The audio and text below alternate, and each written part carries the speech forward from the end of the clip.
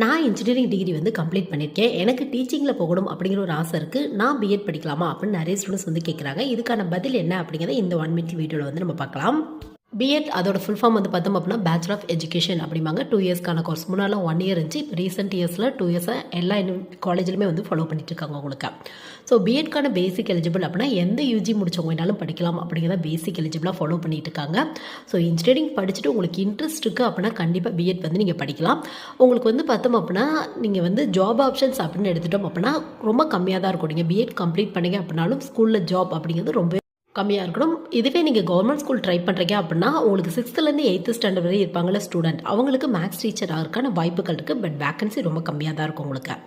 So பிஎட்டா இல்லை வேறு ஏதாவது டீச்சிங்கில் போகணும் அப்படின்னா என்ன பண்ணலாம் அப்படின்னு கேட்டிங்க அப்படின்னா பிஎட்டை விட நீங்கள் எம்ஏ எம்டெக் வந்து சூஸ் பண்ணுங்கள். உங்களுக்கு காலேஜ் லெவலில் அசிஸ்டன்ட் ப்ரொஃபஸர் ஜாப் கிடைக்கிறதுக்கான வாய்ப்புகள் இருக்குது.